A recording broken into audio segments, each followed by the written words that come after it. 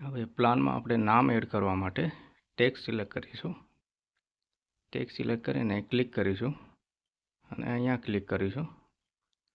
હવે આપણે અહીંયા નામ લખી દઈશું. આ આપણે પાર્કિંગ આપી દઈશું. હવે આને મોટું કરવા માટે આપણે રાઈટ ક્લિક પ્રોપર્ટીમાં જઈશું અને ટેક્સ્ટ હાઇટમાં ચેન્જ કરી દઈશું. એટલે આની સાઈઝ આપણે બદલાઈ જશે.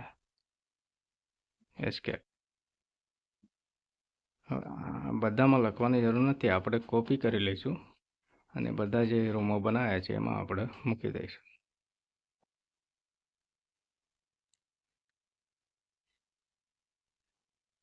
કોપી પેસ્ટ કોપી મૂકી દઈશું.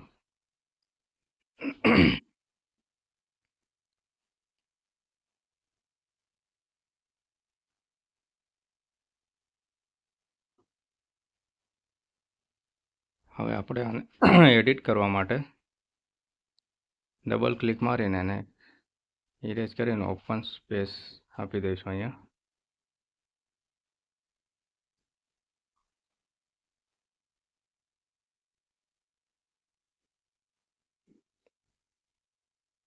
હા આપણે લિવિંગ રૂમ આપી દઈશું.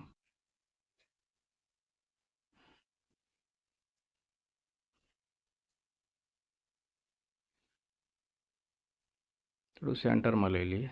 ક્લિક મારીને મૂવ કરી લઈશું. અહીંયા આપણે કિચન લઈ લઈશું.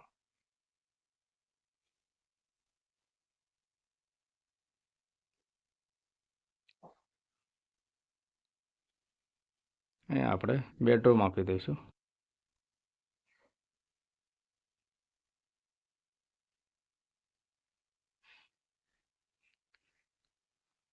વોશ એરિયા આપી દઈશું.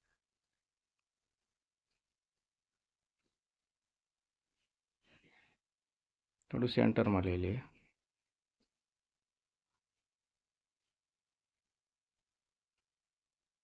હવે આપણે આ વોશ કોપી કરીને બાથરૂમ અને ટોયલેટનું આપણે બનાવી દઈશું.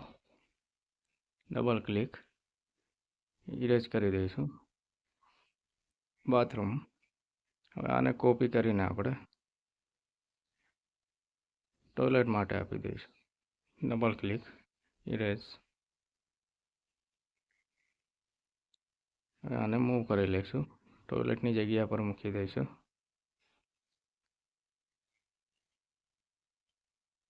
બાથરૂમને બાથરૂમની જગ્યા પર મૂકી દઈશું.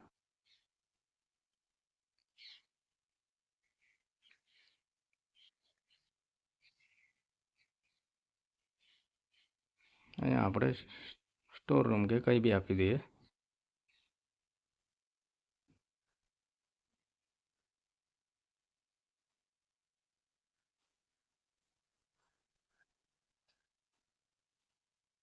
હવે આપણે પ્લાનના ડાયમેન્શન આપી દઈશું. ડાયમેન્શન સિલેક્ટ કરીને અહીંયાથી ક્લિક કરવાનું છે. હવે એની લંબાઈ મેળવવા માટે ક્લિક કરી બંને બાજુ આ રીતે તમને મળી જશે. આ રીતે બધું આપણે કરી લેવાનું છે. હવે આપણે આખા પ્લાનનો ડાયમેન્શન 25 ફૂટ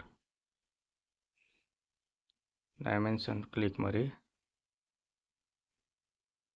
35 ફૂટ. હવે આપણે આ જે 35 ફૂટ દેખાય છે એને આપણે મોટું કરવા માટે ડી એન્ટર આપીશું અને મોડિફાઈમાં જઈશું. મોડિફાઈમાં જઈને આપણે ટેક્સ્ટ હાઇટ છે એમાંથી આપણે ચેન્જ કરી શકીએ છીએ.